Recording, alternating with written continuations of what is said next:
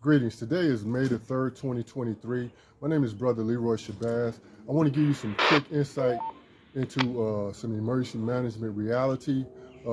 This is a ham radio. It looks like a walkie-talkie, but it actually has a special quality to it. And I'll give you some insight right now on what that is. So I want you to listen as I do this check-in. And welcome to tonight's session of the Tri-State Amateur Traffic Net. This is a directed net affiliated with the National Traffic System and sponsored by the Hamilton County Amateur Radio Public Service Corps. We meet here every evening for the purpose of handling traffic into and out of the tri-state area. All licensed amateurs are invited to join us regardless of your location or your experience in handling amateur message traffic. The Tri-State Amateur Traffic Net is also a training net, and we encourage new check-ins to feel welcome. Tonight's net. Okay, this is the Emergency Radio Network. They're going through some procedures right here. We have to switch television. Moving on to mobile, portable, or shorter time stations. We had to switch radios, so switch cameras. So again, this is an emergency network that comes on every day. These are people checking in case anything happens. We can work with a system to move information in traffic.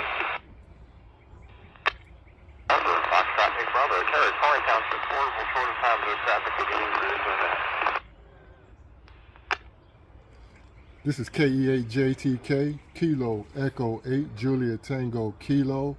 This is Leroy in, where am I at? I am in Kennedy Heights, portable, no traffic.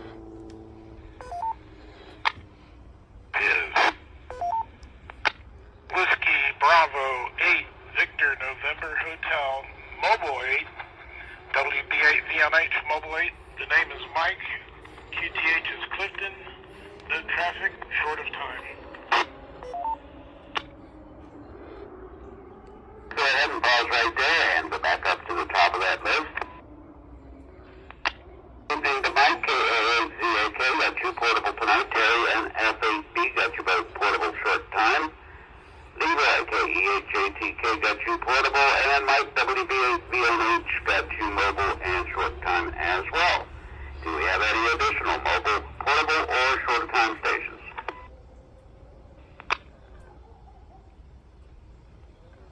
Let's move along then to liaison stations. Liaison stations only, please.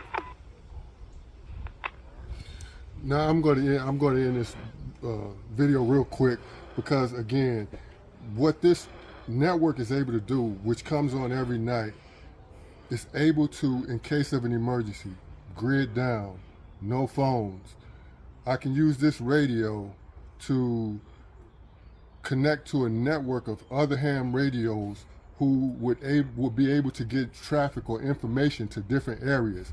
Not just here in Cincinnati where I'm at, but I can send a message up the chain of this process to the point where it comes down to a brother standing on the back porch just like I am in Chicago or in North Carolina who could take my message and give it to the person down the street or up the street to let them know that things are okay or situations are changing or what have you.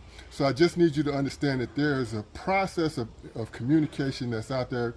It's an emergency network that comes on and is able to take place in case of a disaster.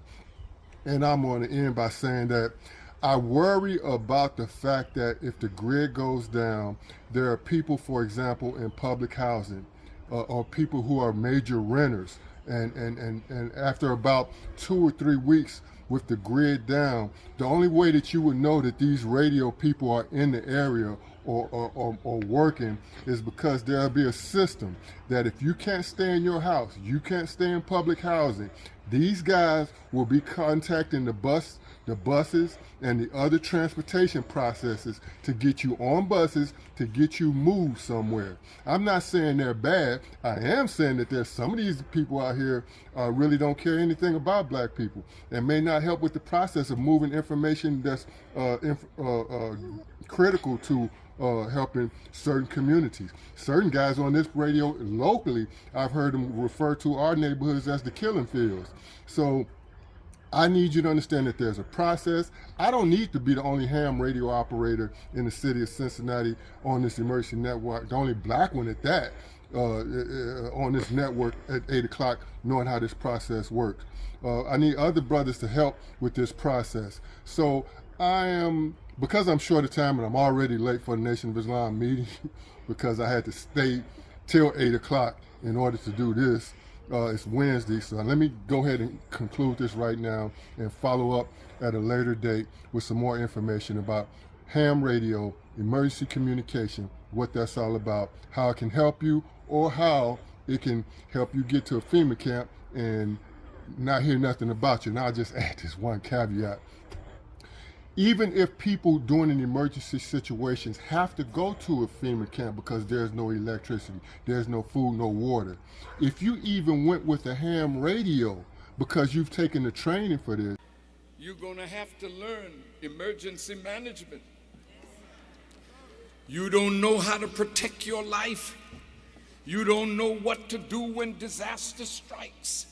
If Haiti had been more prepared, lives could have been saved. Your day and mine here is coming.